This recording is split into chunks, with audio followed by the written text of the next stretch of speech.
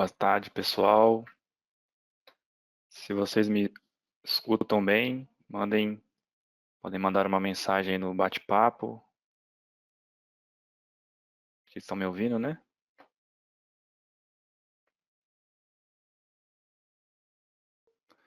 Já temos aí mais de 120 pessoas. Muito bom.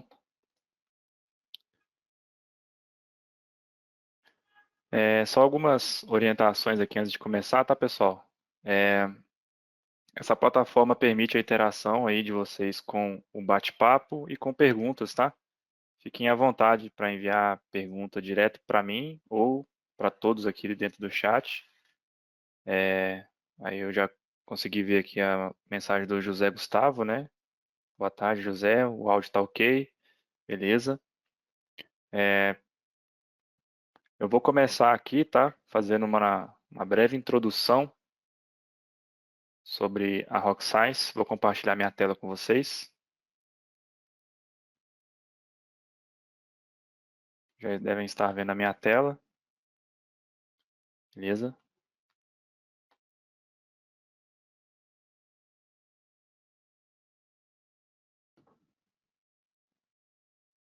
Acho que... Bom, agora vocês estão vendo aí, né? O título da apresentação. Boa tarde a todos, mais uma vez. Hoje a gente está começando aqui uma série de webinars que a gente vai ter ao longo desse ano, totalmente em português, com grandes clientes, parceiros técnicos e grandes mineradoras do Brasil. Então vai ser uma coisa muito voltada para o nosso mercado mesmo. A intenção é que seja, principalmente pela questão da linguagem, seja amigável para todos, que todo mundo consiga interagir, ver bem, ver o potencial que a gente tem, não só de ferramentas do software que a gente usa, mas também dos profissionais que nós temos no Brasil hoje e que utilizam as ferramentas de forma muito, muito avançada, tá? Então, hoje o tema aqui do nosso primeiro webinar é de modelagem numérica avançada em 2D e 3D, estudo de casos reais. Para quem não me conhece, meu nome é Lucas Guimarães, eu sou engenheiro de Minas e geotécnico. Tenho aí uns 10 anos de experiência na área de projetos de consultoria geotécnica, com foco mais especial em mineração, mas também trabalho com a parte civil. E hoje eu fico responsável pela parte do suporte técnico aqui no Brasil, tá? Toda consulta chega para mim, treinamentos específicos para clientes que a gente já tem há muito tempo, também a gente faz sob demanda, personalizados. Então, também atuamos muito fortemente nas universidades, na formação, né, dos profissionais, porque hoje o mercado demanda muito, não primeiramente a técnica, né, o embasamento teórico, isso é a base, isso não é adquirido somente com treinamentos, com software, com tutoriais. Então, a base teórica ali de alguns anos na universidade, ele é primordial para a gente conseguir ter depois sim a aplicação no software, que é a parte prática, a parte talvez que atraia mais o público e faça as pessoas até buscarem às vezes mais o conhecimento, né? Então eu faço todo esse trabalho hoje, tá? Junto com a Rock Science. Hoje no Brasil quem vende a Rock Science é a L-Spot, que é a representante comercial, localizada em São Paulo. Então basta digitar no Google L-Spot ou Rock Science, vocês vão encontrar um endereço para conseguir cotação, orçamento de preços, de qualquer uma das soluções da Rock Science, tá? E hoje, né, acho que talvez muitas pessoas já conheçam, né, o Thiago Bretas aí, que é hoje diretor da T Bretas Consultoria, engenheiro civil, pós-graduado em estrutura de concreto armado e fundações, com especialização em geotecnia avançada e mestrado em geotecnia. Atualmente também ele é professor do curso de pós-graduação em geotecnia da PUC Minas. Tem mais de 25 anos de experiência em modelagem numérica, estruturas geotécnicas, tanto em avaliações por equilíbrio limite quanto por elementos finitos. Como ele é professor, né, de uma pós-graduação, muita gente já conhece, então todos já sabem da didática dele, acho que dispensa até algumas apresentações, mas hoje a gente vai falar um pouquinho aí sobre modelagem numérica.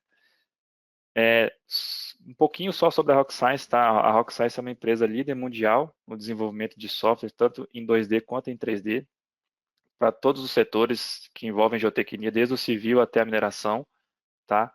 E o foco hoje da Rock Science está sendo desenvolver o software especialista em geotecnia mesmo, né? Então, é uma empresa que não tem outro core business, ela é apenas geotecnia. Então, todos os softwares que a gente trabalha, todas as atualizações, todos os investimentos, tudo que a gente faz hoje é voltado para melhorar o software, melhorar a interface, melhorar a análise, a confiabilidade dos resultados, tá?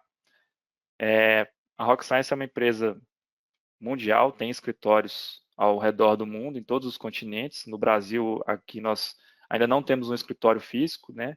Mas temos aí a minha representação, a representação do Thiago Bretas como representantes oficiais aí da Rock Science, tá? E contato direto, principalmente pela língua, né? Pelo português, que facilita bastante. Então, como eu mencionei, a Rock Science é uma empresa, até muitas pessoas às vezes têm associado o nome Rock Science apenas a softwares de rocha, né? Assim, algumas pessoas ainda têm essa associação, mas hoje a Rock Science ela está atuando em rocha e solo, né? Tanto é que alguns nomes de softwares começam com RS, né? Rock and Soil, justamente para mostrar que a gente trabalha não só na parte de maciços rochosos, mas a mecânica dos solos está cada vez não, né? Sempre esteve, mas hoje está cada vez mais presente em todas as soluções, tá? E esse melhoramento dos softwares que a gente proporciona é sempre com base no feedback dos clientes. Então, um trabalho que eu também faço é coletar os feedbacks, coletar os bugs, os problemas que o software tem para corrigir e também, obviamente, implementar coisa nova, tá? É um trabalho contínuo, mas sempre focado em geotecnia, sempre voltado na solução do software para o seu negócio. Então, aqui eu estou mostrando, né, a gama de softwares da Rock Science. Nós temos aqui hoje desde softwares para análise de estabilidade por equilíbrio limite, né, o slide 2 e o slide 3, o equivalente em 2 e 3 dimensões, tá? Elementos finitos, aqui o RS2, RS3, o Settle para análise de adensamento, recalque, o RSPile para avaliação de estacas, seja ela estaca única ou grupo de estacas. O RSWall é um software relativamente novo também, o primeiro software da Rock Science de dimensionamento. Então aqui você consegue dimensionar qualquer tipo de estrutura de muro de concreto, né? Gabião, solo reforçado, encontro de ponte, muro de gravidade. Tem total interoperabilidade com o Slide 2, tá? Então é um software muito bacana que tem muita atualização vindo aí, principalmente para atender o mercado brasileiro, para vir com as normas brasileiras já, tá? Isso é uma coisa que já está sendo desenvolvida. Rock Tunnel 3, tá? Aqui agora a gente está dentro do ambiente mais de cinemática, né? Então, análises cinemáticas que são controladas por estruturas no ambiente de subinas subterrâneas. Então, aqui, por meio de um mapeamento estrutural que você tenha, né, das juntas, descontinuidades, falhas geológicas, você consegue fazer essa análise de blocos que podem ou não sair dentro de uma escavação. O Rockslope 2 também, que é um software relativamente novo, mas que nada mais é do que a junção de 3 softwares aí já consagrados da Rock Science, o Rockplane, Rocktopple e Swedge, tá, que vão fazer análise de ruptura planar, tombamento e cunha, respectivamente. E a evolução dele hoje, que é o Rockslope 3, que é uma análise cinemática real. Então, assim, se você tem um maciço rochoso, totalmente fraturado, e você não consegue, às vezes, representar a ruptura em uma seção 2D, ou então o que está condicionando ali é uma cinemática das falhas, né, de estruturas que controlam uma ruptura. Hoje você tem a possibilidade de incorporar todas as estruturas de forma tridimensional, em uma topografia real da sua cava, do seu maciço rochoso, e fazer uma condição de uma análise de estabilidade. Então, muito bom para maciços altamente fraturados. Tá? Rockfall, análise de queda de blocos, tanto em 2D quanto em 3D. Então, aqui a gente consegue ter trajetória, velocidade, energia, altura do kick de uma rocha, né? Principalmente para projetos de rodovia, é muito importante a gente sabe que às vezes a gente passa em certos lugares, vê blocos soltos, né? E a gente não sabe se ele pode ou não cair, mas se ele cair, qual que é a trajetória, o que vai acontecer, né? Então hoje a gente tem as duas soluções em 2 e 3 dimensões, né? Conseguimos inclusive dimensionar a barreira, né? Aplicar um tipo de barreira que seja ela uma tela ou uma barreira estática mesmo, né? Uma berma, para ver se ela vai conseguir conter um bloco que esteja deslizando. Então, temos também soluções nessa linha. O RSLog, tá, que não é um software, é uma plataforma de gerenciamento de banco de dados de sondagem, muito voltado para quem quer organizar um banco de dados, né, para empresas de consultoria ou até mesmo empresas de sondagem que querem ter uma padronização, conseguir colocar os dados, acesso a esses dados de forma mais rápida e confiável. O RSLog é uma plataforma onde você consegue tanto escanear logs de sondagem antigos ou em PDF, né? Tanto quanto inserir arquivos de CSV e colocar todo o seu banco de dados, visualizar ele em 3 dimensões, gerar sessões 2D a partir do Design Creator que ele tem, né? Para poder desenhar uma sessão e exportar diretamente para o slide 2 e rodar uma análise de estabilidade. Então, é um gerenciador de banco de dados de sondagem. O X3, tá, que seria aqui um software para avaliação por pelo método de elementos de contorno, né, para avaliação de escavações subterrâneas também, tá, mas não é elementos finitos, é diferente, é uma metodologia diferente, tá. O OneEdge já é um software que está um pouquinho mais antigo, mas a evolução dele é o Rock Tunnel 3, então é o mesmo princípio, né, análise cinemática em escavações. O RS Data, tá? Um software também assim que quem começa a usar depois não consegue ficar sem, né?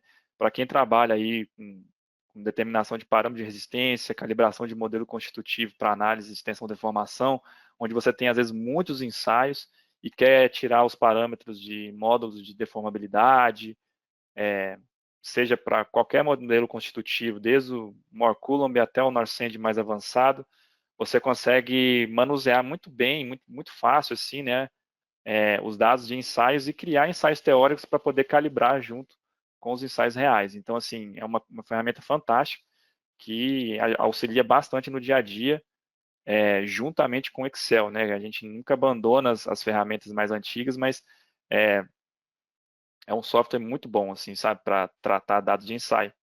E o DIPS, tá? Eu dei até uma relevância para ele maior aqui. O DIPS, ele é um software para análise estereográfica, né, com base em estruturas. Então, dentro dele, você consegue avaliar possibilidades de mecanismos de ruptura, sejam eles por falha planar, tombamento ou cunha, né?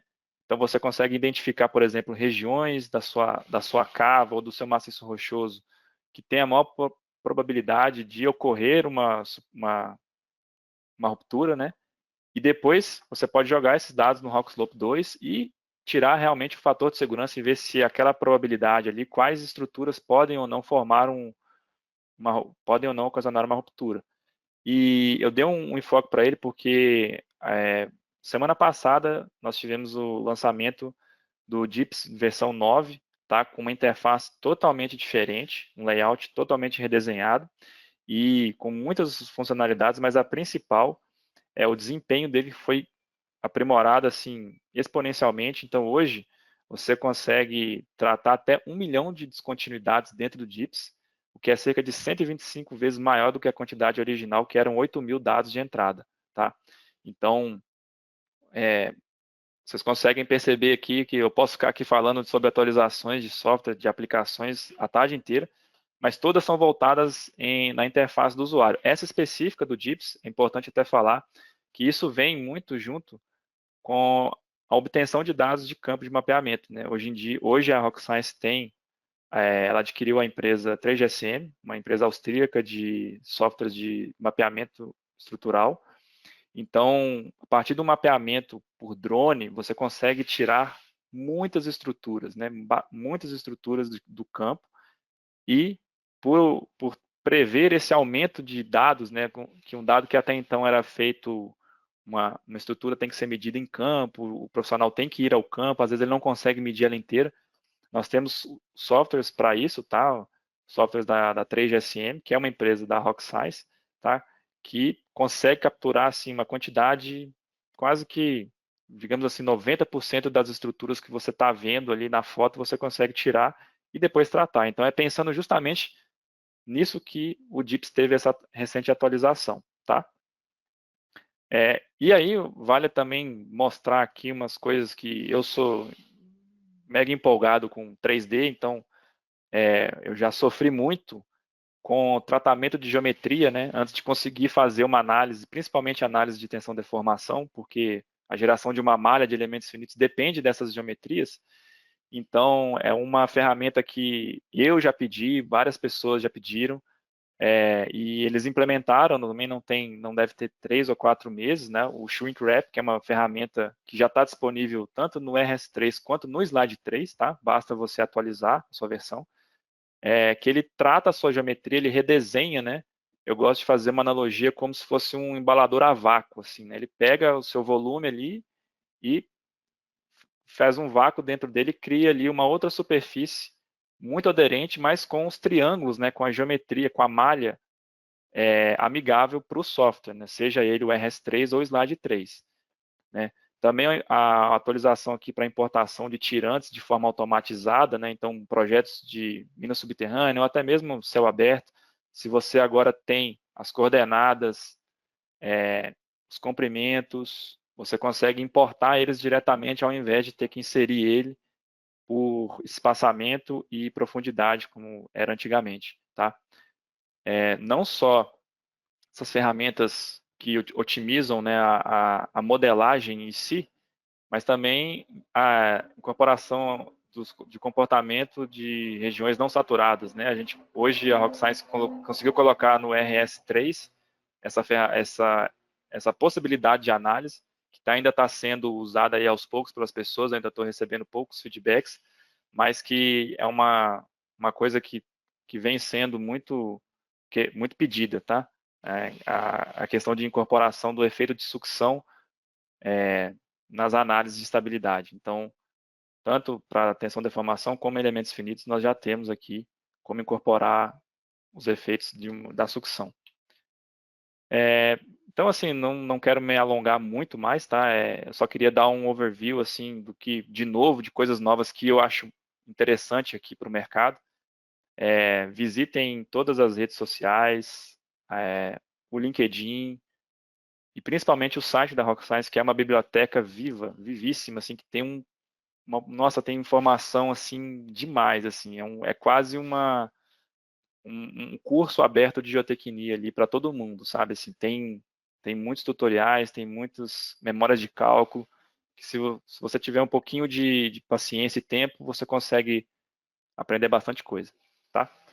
Então eu agradeço aí o tempo de vocês para escutar um pouquinho aí da Rock Science, e agora vamos, né, ao que realmente interessa.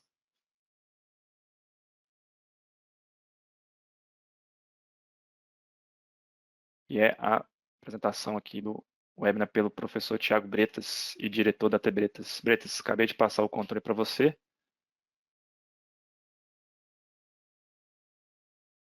Beleza.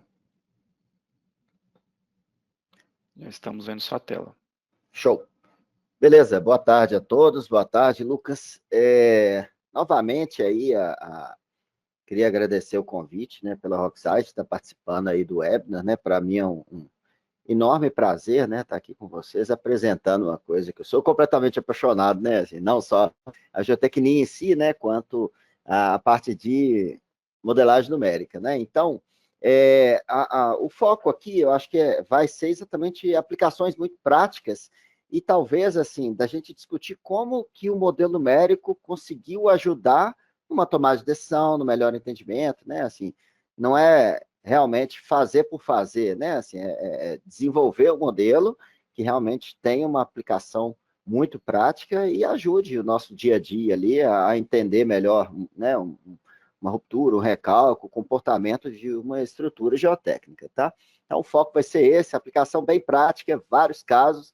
Eu vou falar igual um doido aqui por causa do tempo, né? Então, nós vamos ver bastante coisa, mas o foco vai ser esse mesmo, sabe? Assim, aplicações bem práticas aí, né? De modelagem numérica de forma geral, né? Então, a primeira coisa aqui, só para a gente já pensar, né? As tradicionais análises de estabilidade 2D podem ser complementadas pelas 3D, desde que haja confiabilidade nos dados de entrada, né? Então, migrar para o 3D, a gente acaba migrando também, né? Assim, a gente tem que, vamos dizer, sobe a régua ali, aumenta o nível das análises e tem que aumentar o nível de conhecimento, né? Então, vamos pensar, a gente for fazer uma sessão 2D para rodar uma estabilidade, você tem 3 furinhos numa sessão, você tem confiabilidade da geologia ali naquela sessão? Talvez sim. Agora, e no modelo 3D, você tem confiabilidade naquelas camadas todas, né? Assim, numa distribuição espacial. Então, muita gente fica preso no fator de segurança, né? 2D, 3D. A gente tem que ficar mais preso na confiabilidade da nossa própria geologia, da geotecnia, de parâmetros, né? Assim, isso para mim o 2D, o fator de segurança em si é uma mera consequência de um modelo que a gente desenvolve, tá? E as análises tridimensionais certamente auxiliam o geotécnico no entendimento do problema, aproximando o modelo da realidade, obviamente, né? Mas vale a pena desenvolver os modelos tridimensionais para todas as estruturas? Então, lá no final, a gente discute isso, né? Assim, é o que eu falo, né? A diferença de você fazer para extrair uma informação para ajudar a gente e do fazer por fazer, tá? Bom, vou pular aqui que o Lucas já apresentou. Então, a gente roda a análise de estabilidade essencialmente aqui para avaliar a condição de segurança e avaliar o desempenho de uma estrutura, seja o desempenho determinado através de um indicador, que é o fator de segurança, né? Assim, quão longe estamos de uma ruptura, talvez um indicador de desempenho relacionado a deslocamentos e deformações, um indicador de desempenho relacionado à probabilidade de falha, né? Então, assim, a gente roda isso exatamente para avaliar o comportamento e o desempenho de uma estrutura. A partir daí, a gente determina se ela é segura, se ela é estável, se necessita de uma obra de reforço, né? Então, o nosso foco principal vai ser nessa avaliação do desempenho, que a gente tem vários indicadores, né?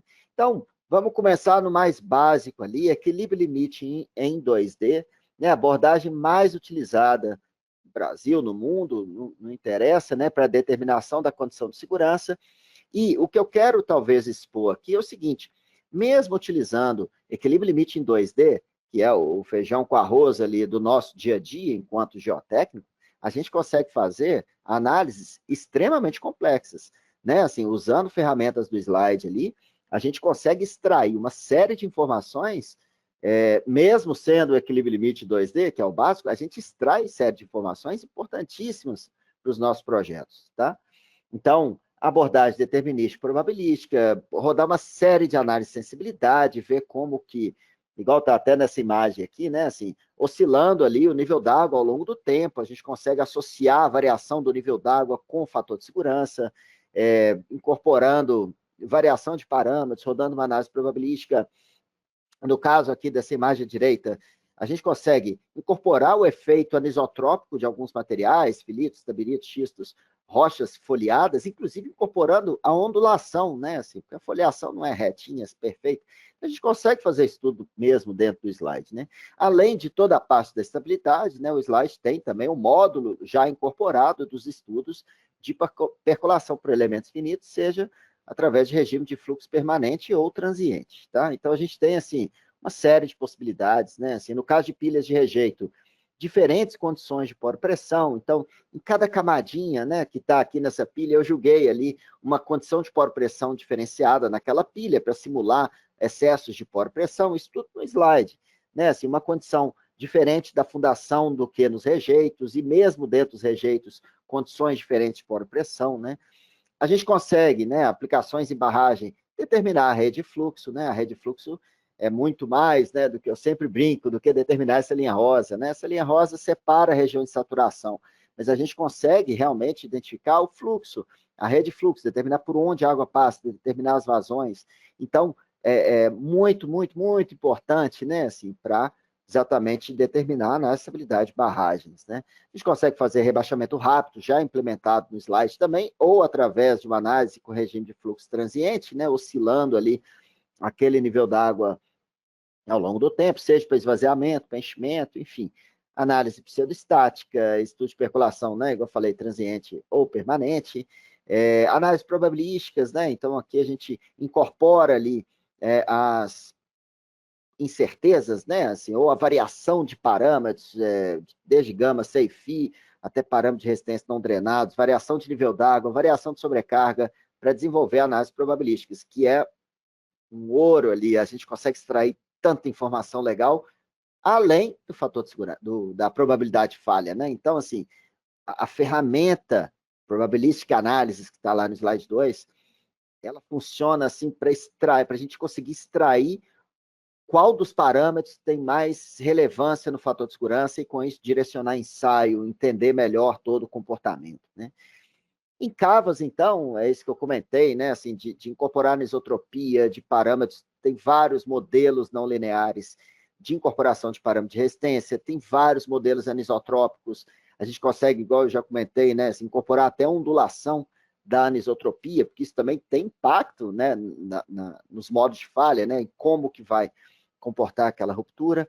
Esse aqui da direita, eu vou só soltar aqui um pequeno videozinho aqui dessa análise que está aqui, ela foi feita para simular o efeito da infiltração por chuva numa encosta natural, né? Então, a gente colocou aqui uma condição de contorno, deixa eu só ver, parece que não foi. Vamos ver se vai aqui o vídeo. Ou se eu tenho que clicar. Ah, agora vai.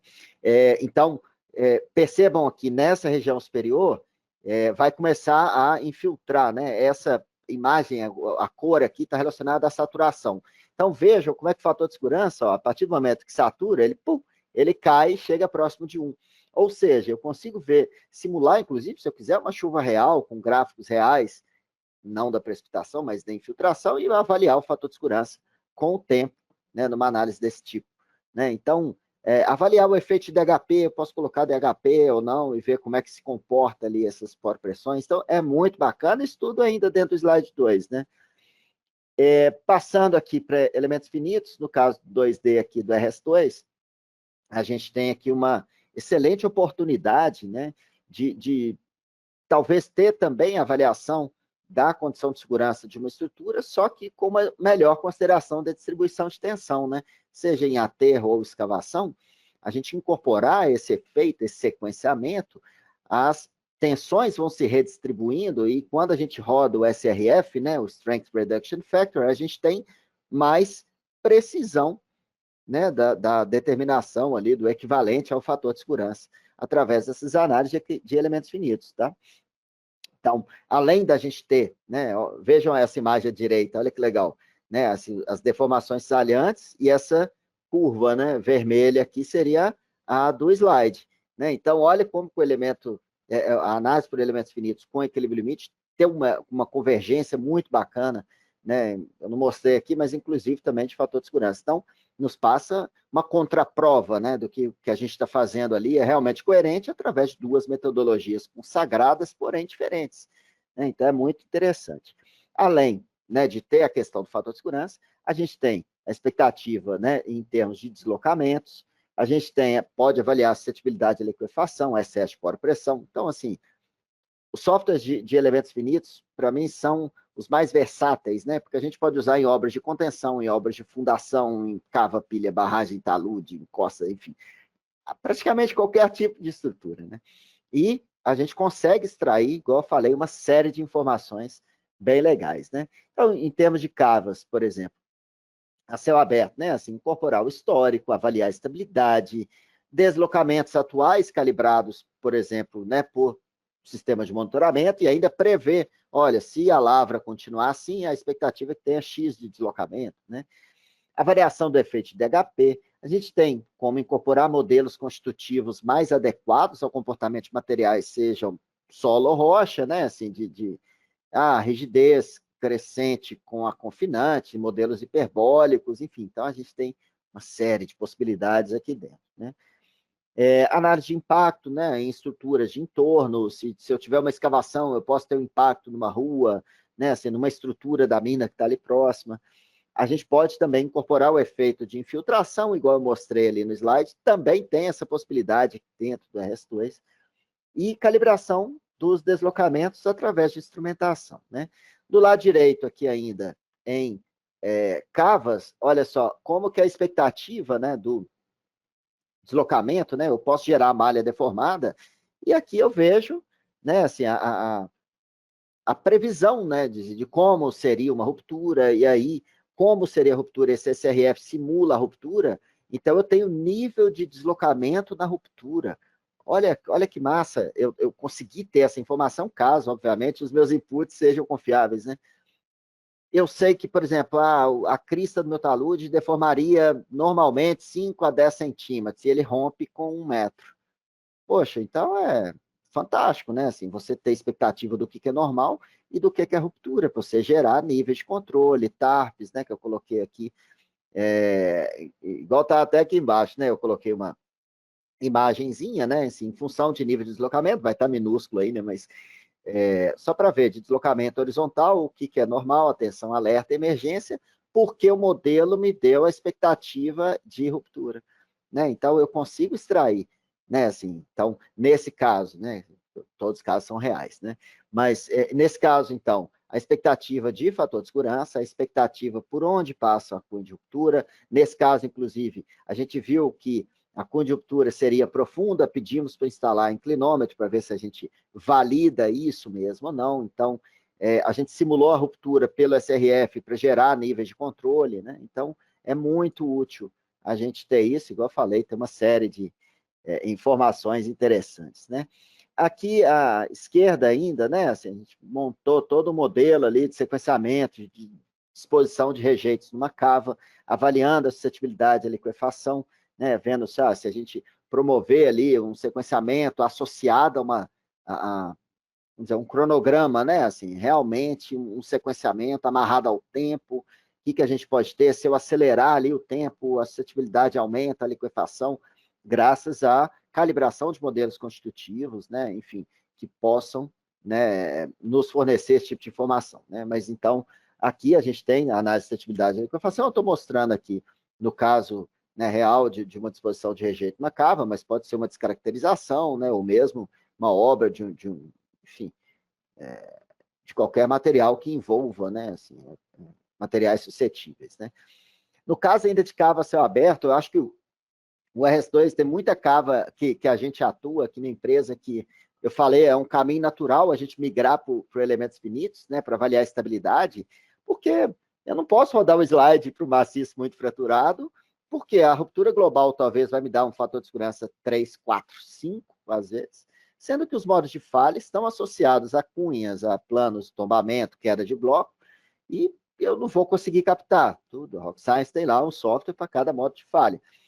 Pelo RS2, eu consigo gerar, através de inúmeras metodologias, né, assim, desde juntas discretas, né, aplicadas ali certinho para simular o fraturamento maciço, ou o Bictus Joints, né, que é até o que eu pus aqui na tela, junto o bico, aquela onipresente, né, e conseguir avaliar exatamente assim os pontos-chave relacionados, talvez, a esses pontinhos. Então, vamos dizer, nessa imagem que está aqui, cada pontinho vermelho seria um bloquinho desse aqui que está passível de queda, né? Então, é mais fácil de eu entender isso.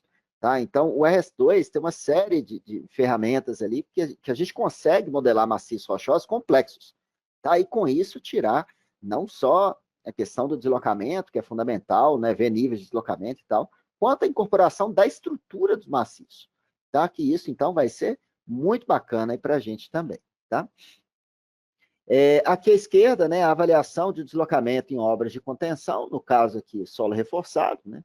Também para determinação de nível de controle. Olha, então, durante a obra aqui, se deformar até tanto, né? Assim, a gente está, vamos dizer ali, num comportamento seguro, ou ele extrapolou um pouco do que a gente considera ser normal, né? Enfim, então, a gente tem também essa série de avaliação, verificar o fator de segurança também, né? Enfim, colocar ainda a análise dinâmica, né? Aqui, agora, dentro do elementos finitos, eu consigo colocar uma análise dinâmica e não necessariamente uma pseudoestática, né? Consigo colocar também, incorporando o histórico. Pensem aqui no solo reforçado, né? A gente vai aterrando sequenciado, né, de uma maneira sequencial, vão gerando acréscimos de tensão ali, né? Enfim, então isso é incorporado. A gente consegue ver os esforços nas geogrelhas, né? Nos elementos de reforço, enfim, então muito bacana também. Esse aqui da direita, deixa eu ver se eu consigo clicar nos dois videozinhos aqui ao mesmo tempo. Pum, pum. Vamos ver se vai aqui. Então, aqui a gente tem, tá, um modelinho, né? Assim, de uma pilha de estéreo, né? Então é só para ver que foi modelado o sequenciamento real, né? É projeto ainda, né? A pilha não existe, mas tudo isso foi modelado ali num sequenciamento que seja real, porque onde eu colocar carga ali, né, vão gerar acréscimos, né, de poro-pressão. No caso aqui, a gente está gerando exatamente um gráfico de excesso de poro-pressão, né, em pontos diferentes aqui. A gente vê que durante a obra aqui são gerados excessos, terminou a obra, os excessos são dissipados, né? Então, como que o modelo responde muito bem à nossa expectativa, né? Assim, de que jogar carga no material saturado, ele vai responder com excesso, e eu consigo, inclusive, alterar, né? Assim, gerar ali, se eu acelerar a obra, vai gerar mais excessos, né? Assim, se eu fizer mais devagar, os excessos são menores, e quanto tempo demora para dissipar, né? Enfim. Então, a gente consegue extrair, assim, informações que são muito preciosas para a gente. Né? Colocando mais um D aí, né? Assim, começando aqui pelo equilíbrio limite, né? É uma abordagem, obviamente, muito mais realista, né? Capaz de incorporar diversos efeitos. Abordagem determinística probabilística, análise de sensibilidade, incorporação de poro-pressões. A gente tem praticamente todas as ferramentas e funcionalidades que tem no 2, tem no 3. Tá? Então, tudo que eu faço no 2D, eu posso fazer no 3D também de uma maneira muito confiável. Né? Esse caso aqui, especificamente, é muito importante o seguinte, aqui a gente tem a avaliação de estabilidade de uma cava. Bom, esse grid que a gente está vendo aqui, essa nuvem de pontos, refere-se ao modelo hidrogeológico. Então, o grid de poro-pressões do hidrogeológico foi incorporado no slide 3. Tá? Isso vai ser fundamental. Porque se a gente simplesmente extrair uma superfície freática ali, né, de poro-pressão zero, né, que seria o equivalente à nossa superfície freática, na hora do software lá de hidrogeologia gerar, será que ele vai entender que ali tem uma pressão diferente daqui? Ele vai fazer uma simples ali interpolação dos pontos, né?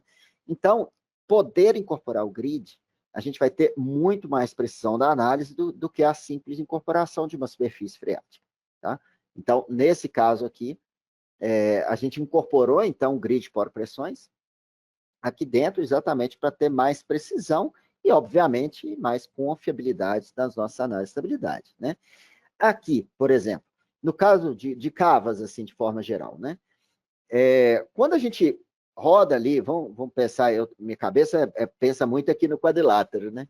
Mas materiais que têm uma estrutura, né? Uma foliação muito marcada, quando a gente tira a seção, aquela seção ela é exatamente na mesma direção da foliação, né?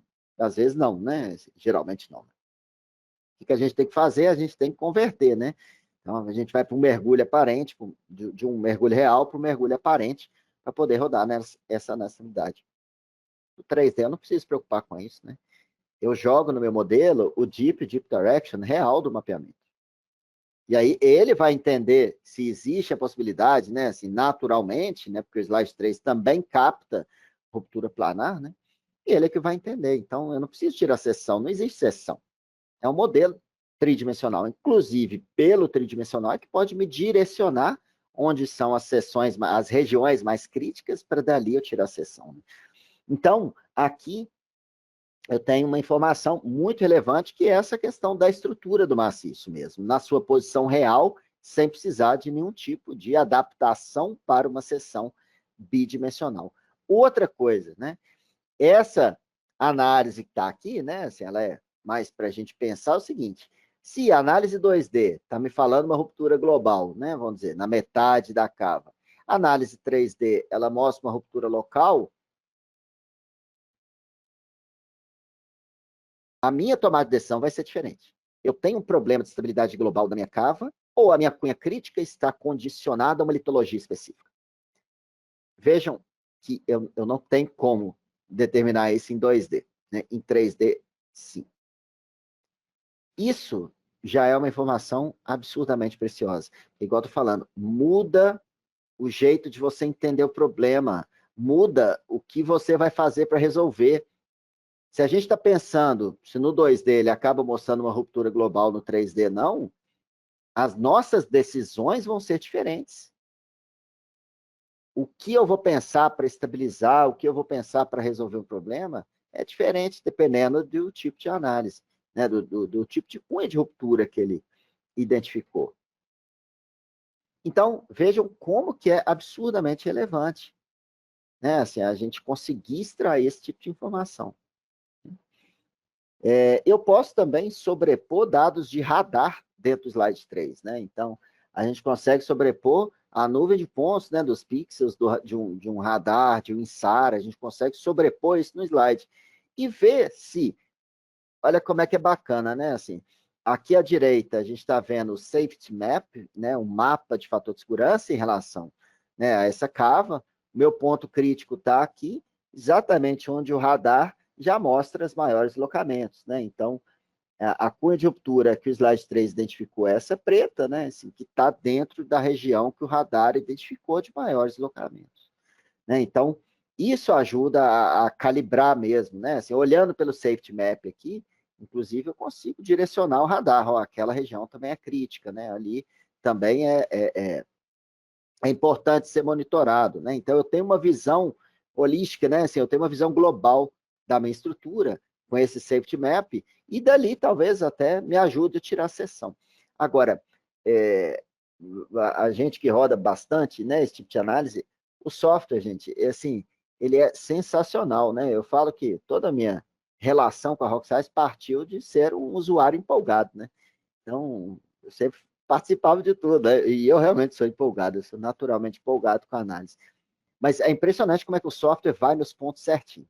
Sim, mas é impressionante, né? Assim, se você tem ali um talude mais íngreme, até roda em aula, na PUC tem um caso que é legal, assim, a gente roda uma análise de uma pilha de estéreo, e aí o software mostra uma cunhazinha pequenininha no cantinho da pilha. A gente dá o zoom, um taludinho vertical. Ou seja, ficou um erro de projeto na implantação ali, uma diferença de cota, pum, o software foi lá direto. Sabe assim? Então, os algoritmos são muito potentes, né? Você conseguem captar cada detalhezinho, né? Olha só que bacana esse caso aqui, né? Obras de contenção, cortina tirantada, né? Quando a gente faz uma cortina tirantada de maneira descendente, como que a gente determina aqui a largura desses nichos? Né? Assim, empiricamente, né? Geralmente, né? Assim, cada um tirante, cada dois tirantes, né? O solo é bom e tal, mas ainda é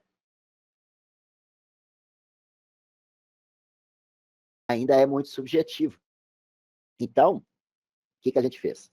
A gente trabalhou, né, de uma maneira aqui tridimensional. Vou voltar o laser aqui. A gente trabalhou de maneira tridimensional, variando a largura dos nichos, para tentar ajudar o cliente a comprovar ali, né, qual seria a largura de nicho mais segura para a obra, né? Então, nesse caso aqui, né, estou colocando uma imagem só para ilustrar, né, assim, a execução em nichos alternados, né, em bermas, damas, enfim, como queiram chamar. E a gente vê que para cada um deles, né, o fator de segurança 1,18, 1,22, 1,25. Então, quanto menor o nicho, maior o fator de segurança. O software respondeu com isso, e isso acabou auxiliando, né, assim, o cliente ali na escolha da largura do nicho, que seria mais seguro. E uma coisa que é muito importante é exatamente ter fundamentação técnica, né? Não é chegar no campo, esse terreno é bom aqui, pode alargar um pouco. Não, baseado em análise de estabilidade, né? Assim, as metodologias Bishop, Morgan Price, Yambu, Spencer, são as metodologias que a gente já conhece aí há décadas, né? são as mesmas. Então, assim, a metodologia a gente já conhece, de equilíbrio limite e tudo, o que vira fatia no 2D é uma coluna no 3, essa metodologia a gente está careca de saber, né? Então, passa para a gente mais confiabilidade e, como eu disse, a comprovação técnica, né? Assim, de uma memória de cálculo, né? Por exemplo, um caso, eu acho esse caso assim, bem interessante, né? De mostrar, né? No caso de pilhas de estéreo, então, a gente tem também a oportunidade, né, assim, do algoritmo varrer a estrutura toda, igual eu falei, a gente tem uma visão global do todo, né, assim, e já identificar ali as manchinhas, né, que o próprio software ilustra dos pontos mais críticos com relação à estabilidade, tá? Então, como eu disse, o software vai certinho nos pontos ali, ele mostra, às vezes, pode ser um erro de topografia, pode ser uma vegetação, o software vai lá. Então, assim, hoje, né, assim, a gente tem uma confiabilidade, se a gente tiver uma confiabilidade nos parâmetros, né, no próprio modelo geomecânico propriamente dito, a gente tem uma confiabilidade muito grande nas análises de estabilidade e é sensacional a gente poder contar com isso, né, e agregar, né, eu falo que hoje eu coloquei lá no primeiro slide, né? As análises 3D complementam, né? Eu não falo substituem, complementam. Quem sabe daqui a alguns anos eu falo que substitui, mas complementa. Né? Hoje complementa, eu acho que são análises complementares e essenciais aí para quase todos os projetos. Só um minutinho, eu esbarrei aqui. Então, a análise de pilha é legal, né? E a pilha ainda tem a questão, né, de que ela tem uma forma geométrica diferente ali, né? Então, tem um efeito geométrico tridimensional muito bacana, né? Olha esse caso também, né? Aqui a gente tem uma barragem onde foi feita aqui uma escavação no pé da barragem. Vocês estão vendo um anfiteatro aqui, ó? Escavação no pé da barragem. E a gente tentou, né, assim, modelar isso e perceber se era seguro fazer essa escavação mesmo, que provisoriamente, né, para implantação ali de um sistema de drenagem interna, se era seguro provisoriamente escavar o pé da barragem. Por que que esse caso, ele é um caso chave, é um caso até que já tem aí uns 7 anos, mais ou menos, mas por que que na época, né, a gente fez isso aqui? Porque se você tirar uma seção passando por aqui, 2D, é como se você tivesse tirado o reforço todo do pé, né? E não foi isso que a gente fez. A gente tirou ali bem, de uma maneira bem localizada ali, né? E isso ajudou, inclusive, a ter um respaldo, né? Assim, de que uma escavação provisória daquela forma geométrica, naquele ponto, seria segura para a estrutura. Né? Então vejam como que ela auxiliou, né? Assim, de uma maneira muito bacana aí a tomar decisão, né? Essa barragem também, né? Assim, por causa de um efeito geométrico da estrutura, a seção 2D foi traçada aqui, eu desenhei essa linha vermelha, mostrar onde que a seção foi traçada, mas a seção 2D aqui não representa a barragem, porque aqui ela está numa quina. O que que impactou ter traçado a seção aqui? Significa que, imagine um 2D estrudado. Não tem nada a ver com essa barragem, nada a ver. Então, a análise tridimensional aqui foi fundamental para a gente entender o problema, né? Assim, e não simplesmente traçar a seção por traçar, né? Aqui, inclusive, acabou impactando de uma maneira muito relevante nos fatores de segurança. Porque é como se no 2D eu tivesse uma barragem estrudada, no 3D eu tenho essa forma específica dessa. Aqui também, no caso de 2, 3D, é muito comum. O 2D, quando a gente tem uma fundação menos competente, o 2D acaba mostrando conjecturas muito profundas e de um volume imobilizado muito grande. 3D não necessariamente. Então, por exemplo, né, a expectativa do 2D, né, seria essa elipse aqui vermelha, né, e o 3D mostrou aqui, com diferença no fator de segurança de 60%. Agora, vejam como que as análises de estabilidade são importantes. O fator de segurança da sua barragem, no caso aqui, pseudostática, ela é 0,95 ou é 1,5? Eu acho que assim, independente da decisão que você for tomar, né? Assim, em termos de tomar decisão, se vai utilizar o 2 ou 3D, não importa. A questão que a gente tem que pensar é o seguinte: só da gente ter essa informação já me dá assim, um clique. Peraí. né? Assim, vamos analisar isso, né? Assim, vamos entender isso direito, né? Assim, por que está dando essa diferença? Vamos correr atrás, vamos fazer mais ensaio na fundação, né? Agora imaginem, né? Então, uma cunha muito profunda, estrudada, sabe assim, o 3D não é assim, eu tenho um efeito de um encaixe em ombreira ali que o 2D não pega, né? É claro que eu estou mostrando para vocês aqui um caso drástico, né? Assim, de uma diferença grande, mas acontece, né? E isso mostra a grande preciosidade das análises tridimensionais. Vejam como que isso ajuda a gente a entender o problema. É o mesmo caso da cava que eu estou falando, a ruptura é local ou global?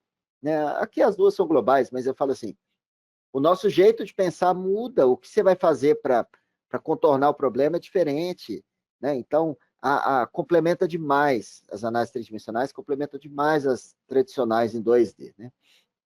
Agora, olha só que interessante, esse cara acompanha aqui comigo a linha de raciocínio, né? Eu sempre tive dúvida, quando a gente vai rodar uma análise de estabilidade assim, passa o equipamento, passa um caminhão, um trator e tal. Eu sempre tive dúvida em qual sobrecarga utilizar, né? Então, onde que você acha? Né? Existe uma tabela, talvez empresas tenham isso internamente, né? Mas equipamento X tem tanto, equipamento X tem tanto.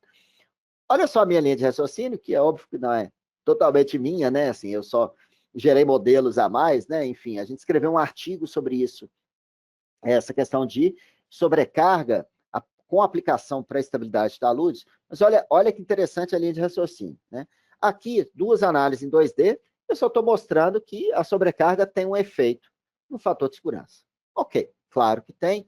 Eu vou arredondar valores aqui, ó, de 1.6 para 1.4, aplicando aqui uma sobrecarga, né, de 50 kPa. Bom, o 2D, o que ele vai entender? Isso aqui é infinito na outra dimensão. Então, é como se eu tivesse o quê? Feito um trem, né? Assim, uma composição ali em cima contínua e infinita. Mas o meu equipamento ele tem um tamanho específico. E aí? Eu simplesmente vou pegar o peso do equipamento, distribuir, e aí em 2D ele vai esticar isso infinitamente? Olha só então. Bom, então, o que eu fiz aqui no 3D seria, ó, no 2D, né, seria esse equivalente no 3. Está vendo que tem uma sobrecarga de 50? Eu só extrudei. Né? Eu chamei de infinita, seria infinita a aplicação da sobrecarga, longitudinal ao talude. E deu um fator de segurança muito parecido, né? 1,44, 1,40. Então, eu estou com análises, né, muito próximas e equivalentes. Mas o meu equipamento não é um trem, a não ser que seja uma ferrovia mesmo, né? Mas se não for uma ferrovia, né, se for uma rodovia, se eu estiver trabalhando com algum veículo específico, esse veículo ele tem uma medida, ele tem uma dimensão. Eu coloquei aqui, só para fins de estudo mesmo, 3 por 6. Tá? Então, peguei o peso do equipamento, dividi por essa área e, uniformemente, nessa área, né, 3 por 6. Então, o que aconteceu? O fator de segurança, que era 1,44, já foi para 1,56. Por quê? Isso não é contínuo. Vejam, inclusive, como que a cunha de ruptura ela ficou mais localizada, obviamente, na região da sobrecarga. Né? Beleza. Se eu entender que essa análise da esquerda, com uma medida real do equipamento, ela é mais realista, eu estou tendido a entender que o meu fator de segurança é 1,56, é 1,5, 1,6, algo desse tipo. Não é mais 1,4, é 1,56, porque eu estou estrudando aquela seção. Então, o jeito para eu aproximar desse 1,56 aqui, ó, eu dividi pela metade a sobrecarga. Então, se eu pegar aquela sobrecarga original, dividir pela metade para fins de análise 2D, eu fico mais próximo desse fator de segurança. Então, o que está lá no artigo? Que isso corrobora com artigos internacionais, que eu fui estudando também, que tinha isso. Na verdade, quando eu li um artigo americano, nem lembro de onde, não. Mas, enfim, era para aplicação de sobrecarga em taludes. O que eu pensei? Eu vou gerar meus modelos tridimensionais e ver se corrobora com isso. Porque lá fala, e no nosso artigo a gente também colocou, que existe um efeito de espraiamento de tensões tridimensional que não é simplesmente um equipamento estrudado, né? Então, o artigo coloca isso, que você pega o peso do equipamento, divide pela área e divide por 2 a sobrecarga. Você estaria aproximando da realidade. Quer ter abordagem conservadora? Não tem problema. Isso aqui é um estudo, né? O que você vai usar, não vou julgar, né? A abordagem, eu acho que assim, eu não me importo em ter uma decisão conservadora, desde que eu tenha a informação real, né? Assim, depois a minha tomada de decisão pode ser conservadora, não tem problema. Mas a minha análise, não. Eu não gosto de análise conservadora, eu gosto de análise realista. Depois a minha tomada de decisão pode ser. Mas eu quero análise que aproxime da realidade. O que a gente tenta em modelo é aproximar da realidade. Eu não quero gerar um modelo hipotético. Meu modelo é real. Né? Tenta, né? Assim, apesar das N simplificações de gerar um modelo numérico, né? A gente tenta. E aí, o que eu fiz? Fui rodar essa mesma questão no RS3, exatamente para ver o espraiamento de tensões, né? Então, olha só como é que é o espraiamento, olha exatamente o bulbo de tensões que a sobrecarga é gerada, né? E rapidamente, né? Se ela vai dissipar. Então, ela não tem um prolongamento infinito, óbvio que não, né? Então, inclusive, aqui o fator de segurança, que era 156 no equilíbrio limite, passou a ser 1,6, né? No elementos finitos em 3D. Então, estou com uma mesma ordem de grandeza, muito parecido, e acaba ajudando ali a corroborar, né, assim, as análises, né? Mas, enfim, eu só deixei aqui no cantinho, né, o artigo que a gente escreveu lá, e aqui está como se fosse exatamente a modelagem, né, assim, de entender um pouco o que está por trás do artigo ali, dessa questão de sobrecarga, né? Então, aqui a gente usou slide 2, slide 3, RS2 eu nem mostrei, RS2 e RS3, né, equilíbrio limite e elementos finitos em 2 e 3D para ajudar a entender ali essa questão dessa distribuição das tensões provenientes de uma sobrecarga de um equipamento para fins de análise de estabilidade. Bom, agora entrando, né, já realmente no estudo de tensão de deformação em 3D, bom, tudo que a gente tem na RS2, assim, tudo que a gente fala que é importante, relevante, ter uma distribuição de tensão, né, ter noção de deslocamentos, a gente tem também em 3D, né, que isso pode, inclusive, ajudar muito a gente aí em tomar as decisões, em determinação de deslocamentos, em determinação de TARPs, para auxiliar, né, igual eu falei, para auxiliar ali o sistema de monitoramento, né, se ele está batendo, ó, imagina se a gente tem um sistema de monitoramento, mas você não sabe o que é normal de acontecer. Como é que você vai saber?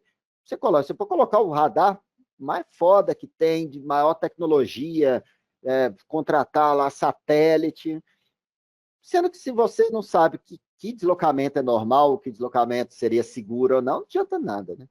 Então, ter essa informação associada a um excelente sistema de monitoramento vai ser fundamental para a avaliação do comportamento ou do desempenho dessas estruturas de forma geral, tá? Então, a gente tem inúmeros casos aqui, vários mesmo, de que as análises de tensão de deformação tridimensional ajudaram diretamente ou na determinação dos níveis de controle, ou mesmo em termos de fator de segurança, de análise de estabilidade. Você tem uma questão, né, assim, muito geométrica, então o 3D entra de uma maneira a agregar muito aqui nas análises de estabilidade, tá? Então, no caso aqui de pilha de estéreo também, né, assim, como a gente tem essas quinas, você tem uma pontinha lá embaixo, onde que é o fator de segurança mais realista, né? O 2D é completamente diferente, né? O 3D, o 2D, inclusive, ele pega fundação, né? Assim, nessa pilha aqui, ó, só tirar uma seção aqui, ó, eu brinco que são análises apocalípticas, né? Ele pega lá a fundação e tal, papapá. Será que a gente está avaliando isso de uma maneira real? Será que eu estou tomando decisão em cima de uma análise confiável? É uma questão de 2 ou 3D mesmo, né? Assim, esse caso que também foi bem legal, né? Assim, um aterro, esse aterro passaria ali pelo topo dele, né? Assim, um TCLD, né? Uma correia transportadora, e a ideia é exatamente verificar os recalques diferenciais, porque vocês estão vendo que são dois talvegs, né? Então eu vou ter recalques diferentes, né? Ao longo do topo desse aterro, e o meu TCLD vai estar implantado ali em cima.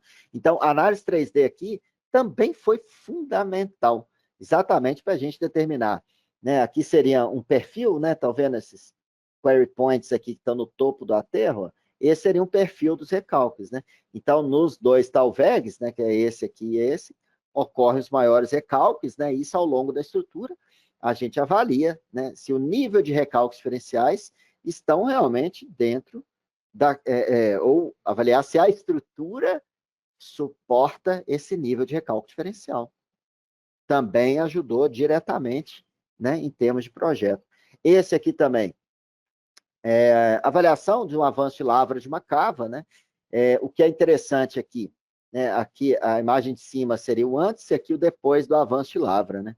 Então, a gente consegue ver também, as imagens são as cores aqui, né? O mapa de calor está em termos de deslocamento, e eu plotei aqui em vermelho o que o slide 3 me mostrou como cunha crítica.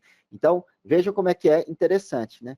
O slide 3 mostrou que a região crítica é essa, exatamente onde o RS3 me mostrou existirem os maiores deslocamentos.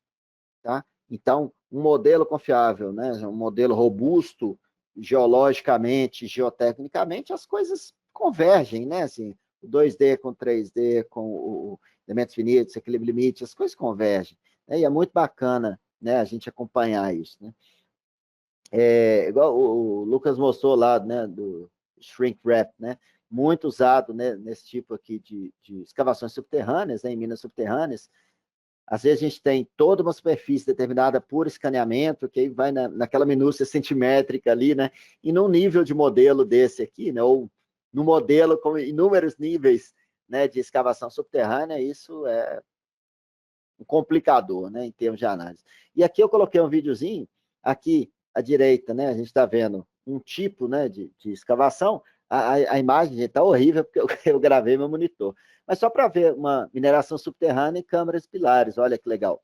O modelo fica lá dentro, Anny, o tanto de pilar e tudo, e a gente está vendo por cor ali. Agora eu não lembro se é deslocamento ou tensão, né? Mas a gente vê lá, ó, são vários níveis lá dentro, várias câmaras e tal. Então a gente consegue avaliar isso.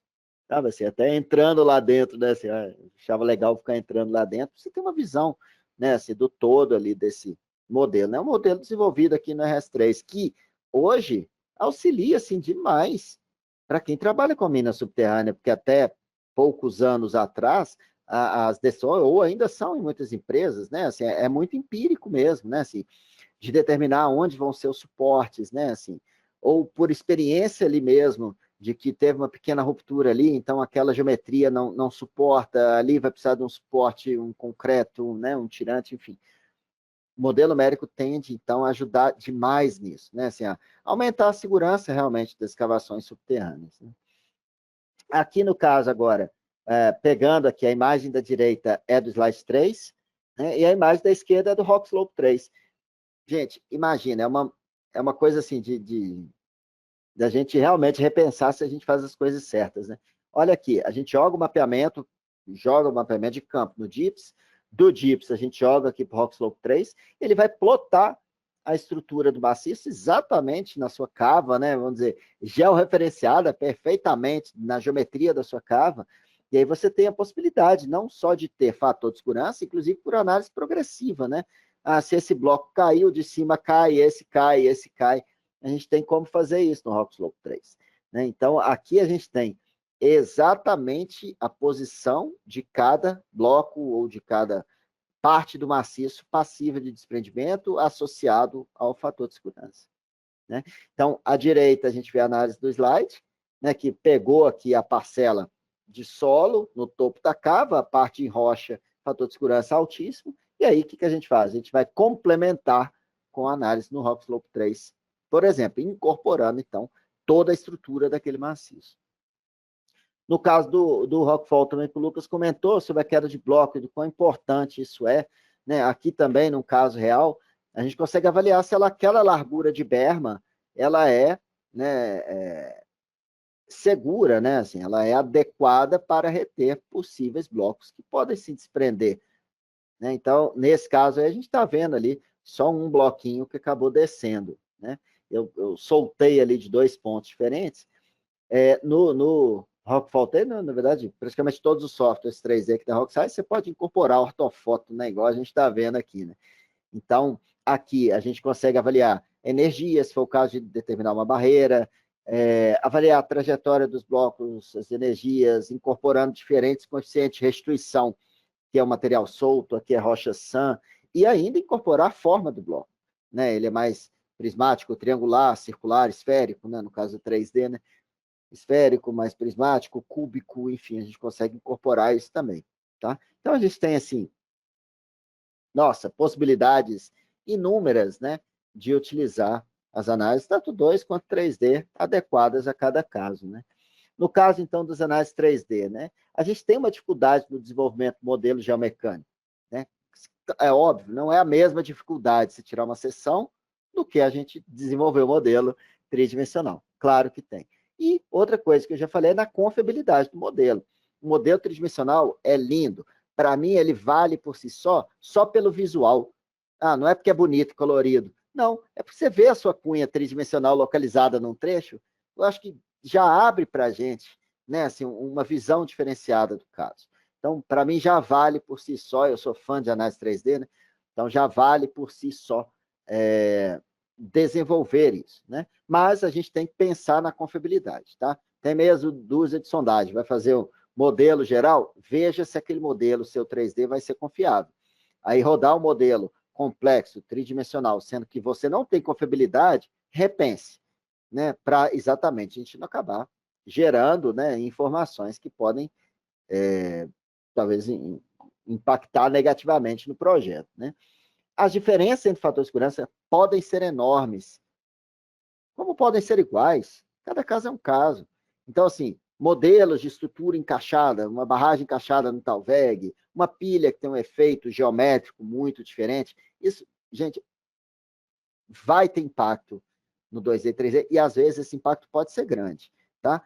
Minha sugestão, roda o 3D, toma adesão com o 2 e com o 3, é igual eu tô falando, a adesão pode ser conservadora, não tem vergonha, não tem problema nenhum, mas vamos ter a informação mais real possível, que vai ajudar demais a gente a ter a tomada de decisão mais adequada, tá?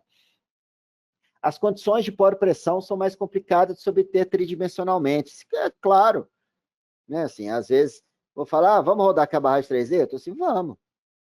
Me passa como que é o nível d'água tridimensionalmente do modelo. Ué, mas você tem instrumento em ombreira no pé da barragem, assim, você consegue construir, né? Enfim. Então, apesar de que o RS3 também, ele gera modelos de fluxo, né? Acabou que eu até esqueci de colocar aqui, modelo de fluxo no RS3. Mas ele roda também, modelo de fluxo, né? A gente tem que ver essas questões tridimensionais, porque às vezes eu preciso de mais informação, né, para desenvolver o modelo, né? E aplicabilidade em normas nacionais e internacionais. A gente sabe que não é citado, né, assim, vamos dizer, explicitamente, né, não tem falando que é 2, a gente está careca de saber que tudo foi pensado em 2D, mas não tem uma coisa explícita, né? Então, legalmente eu posso aplicar, né? Então, julguem, né? Assim, se as análises 3D, para mim, não é uma questão legal, porque se não fala na lei, eu posso usar, né, o que eu quiser. Agora, eu vou usar o que eu sinto mais confiabilidade. Tá? Então, não vamos ficar presos no fator de segurança, na diferença do fator de segurança. Fiquem presos na confiabilidade. Qual modelo é mais confiável? Aí sim, a gente vai atrás daquele resultado. Né? Mas o mais importante é a confiabilidade do modelo. Né?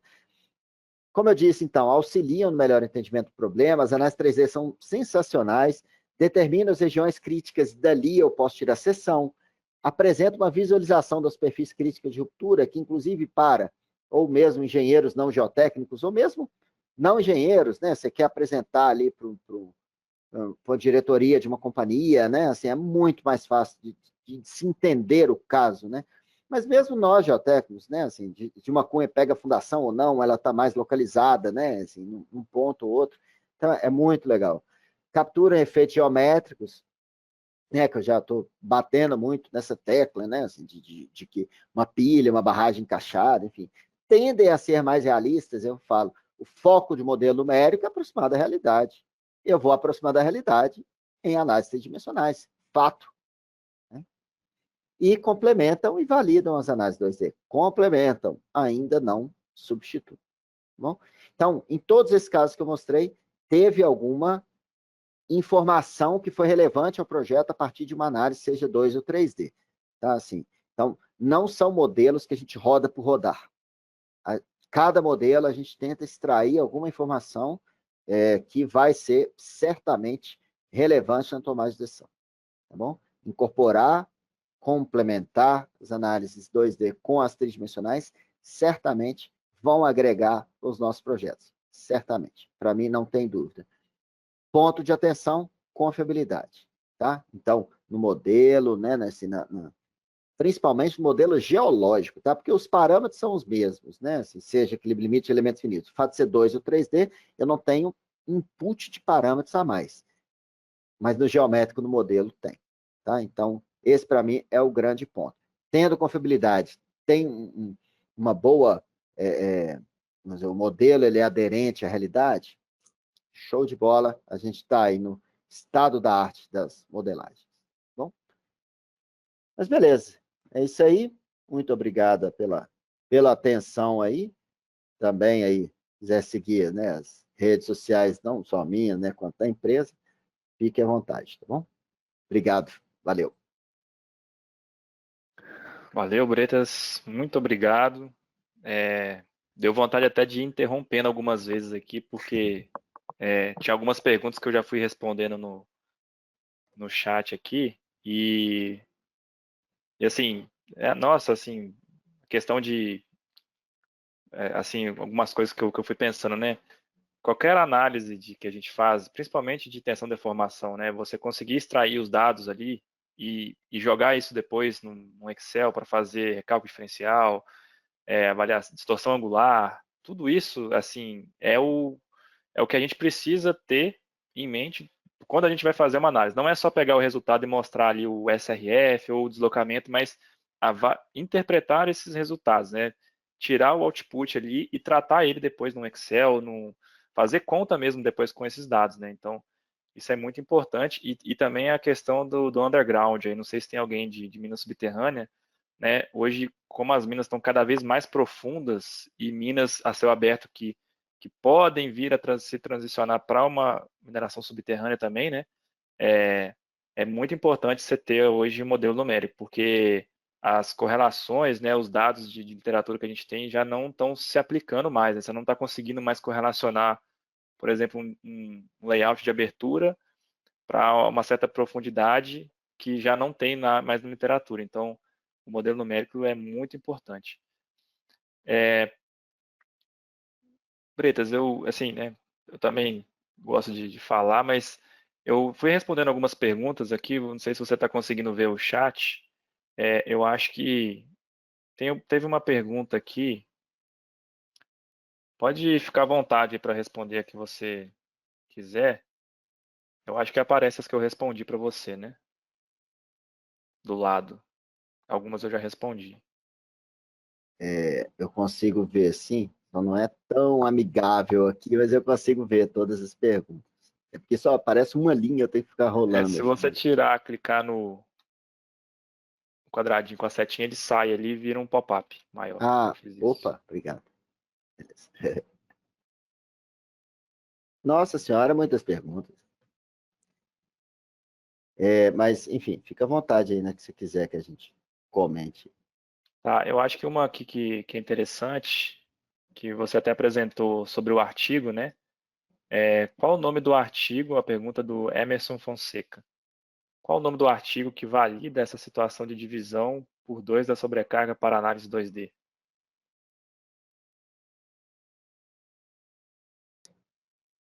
Você lembra?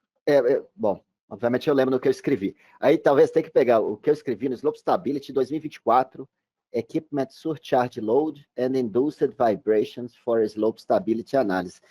No artigo a gente aborda sobre a sobrecarga, né, que foi o que eu apresentei, e também vibrações induzidas por equipamentos, tá? No artigo tem lá. Lá vai ter as referências. Eu não lembro, desculpa, mas eu não lembro de cabeça. Mas no artigo vai ter lá as referências. É um artigo americano, não é Caltrans, não, mas é algum departamento desses de trânsito, de transporte americano. E lá tinha um artigo deles que aí eu achei sensacional, e aí eu fui validar, e o meu modelo validou com o que ele falava, então eu comprei a ideia, né, assim, e achei muito interessante. Tá? Então era de algum desses lá. Então no meu artigo vai estar citando esse artigo É, americano. Slope Stability de 2024? 4. Uhum. Isso.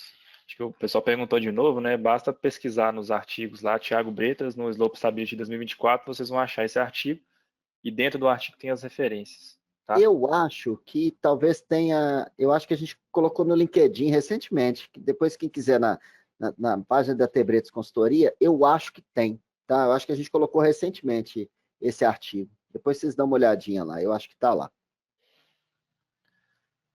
Tá.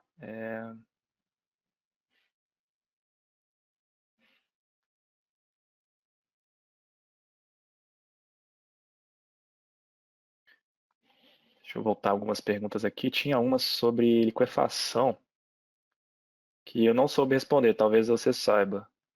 Uhum, Para avaliar a pergunta do Eduardo Ferreira. uhum.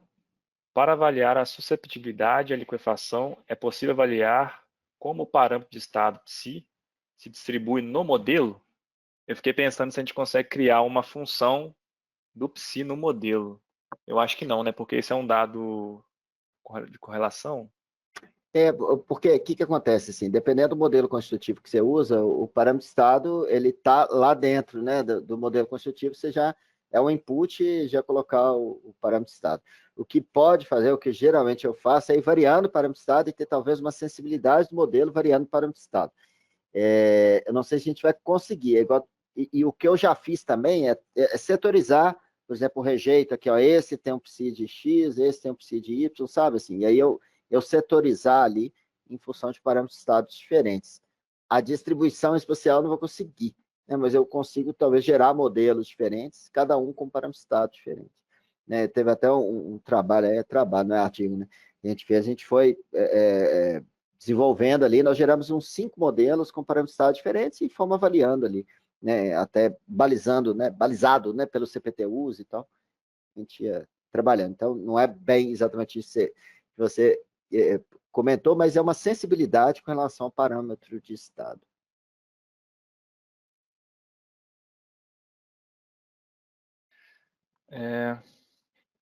Esse tempo está um pouquinho apertado, mas vamos tentar pegar mais uma aqui.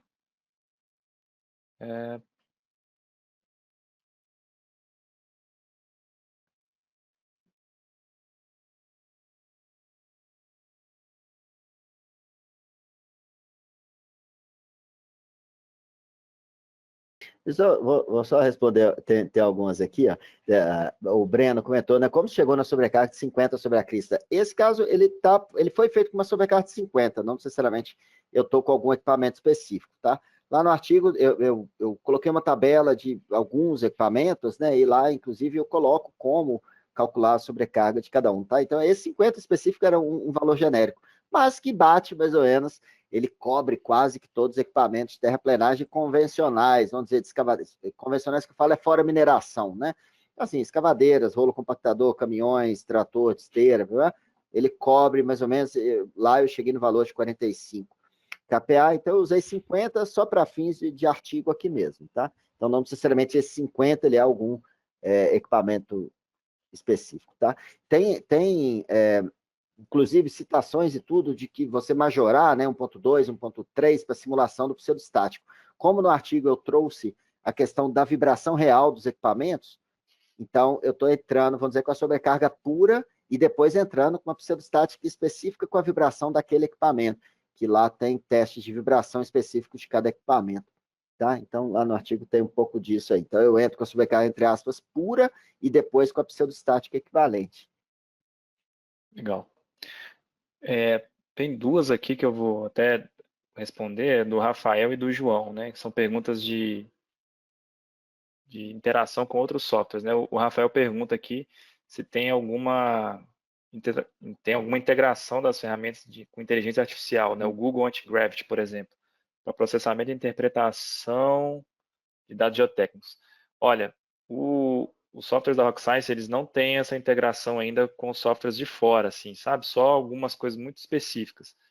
Mas em termos de inteligência artificial, hoje, para as empresas que têm o licenciamento de nuvem, né, o licenciamento tipo cloud, vocês têm acesso ao Rock Portal, que é o portal de gerenciamento das licenças, ao invés de ter um servidor. E esse acesso garante o acesso ao RS Insight, que é uma inteligência artificial da Rock Science.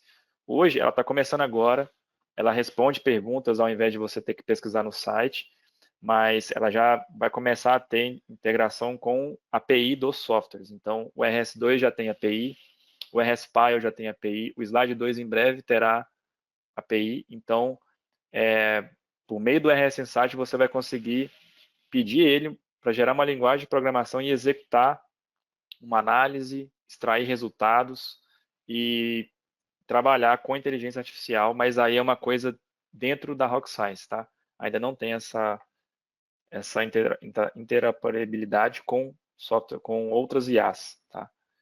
E sobre a relação com outros softwares, né, o Revit, Civil, ele não tem BIM, tá? O BIM que a gente fala geotécnico aqui é o BIM seria um BIM entre aspas, né, entre os softwares, é exportar uma seção do 2D para o 3D, né, conseguir trabalhar dentro do ecossistema da Rock Science, né? Com plataformas BIM de outros softwares ainda não, tá? Aqui o pessoal já até mandou algumas respostas, né? Colocaram um link aqui do paper. Para incorporar o parâmetro de anisotropia de um material no slide 2, ele só pode ser considerado para anisotropia generalizada? O O slide Rodrigo... tem 5 modelos, né, de anisotropia. O Generalizer, tem o Strength, o Linear, o Snowden, né, e o antes da Generalizer lá, que eu esqueci qual que já. Tem 5 modelos, né, de incorporação de anisotropia, né. Os inputs são similares, mas cada um tem um jeito ali diferente de incorporar, né, ou de interpolar entre paralelo e perpendicular, né, que acaba impactando É. no E, resultado. bom, só para fechar aqui, né, o José perguntou se esse webinar vai ficar disponível. Vai ficar disponível no canal da Rock Science, tá? E muito pelo tempo, gente, a gente passou aqui até bastante, mas acho que foi bem proveitoso e esse, como eu falei no começo, esse é o primeiro da série, tá? Que a gente convidou aí a ter bretas, né? E terão outras empresas ao longo do ano, tá? Fevereiro a gente não vai ter o webinar, mas a partir de março, quase todos os meses do ano aí, a gente vai ter com outras empresas, temas mais até específicos, de projetos específicos, mostrando também mais detalhes de parametrização, detalhes de projeto, detalhes da análise em si, né? Quais ferramentas ele usou dentro do software especificamente. Então, esse é só o primeiro ainda que a gente tá fazendo, mas em breve vão ter vários aí ao longo do ano. E todos vão ficar gravados, tá? A gente ainda não pode falar as empresas, a gente precisa ter uma confirmação, tá? O Miguel mandou aqui. Mas assim que a gente tiver, será divulgado até com uma antecedência maior que esse, para a gente conseguir reunir o pessoal de novo aí. Olha, eu fui olhando aqui a quantidade de inscritos, assim, né? Teve mais de 200 pessoas inscritos, mais de 500, mas que participaram aqui, mais de 200 pessoas. Então, assim, acho que foi muito bom. Agradeço também as perguntas, assim, teve bastante pergunta, isso é ótimo. E agradeço, tá, pelo tempo aqui. O webinar vai ficar disponível e eu vou repassar também todas as perguntas aqui do chat e posso responder individualmente depois, tá bom? Agradeço a todos, a todas e tenham uma excelente tarde, um bom dia. Uma excelente tarde e um bom dia ficou complicado, né? Uma excelente tarde e um bom final de semana. Valeu, pessoal.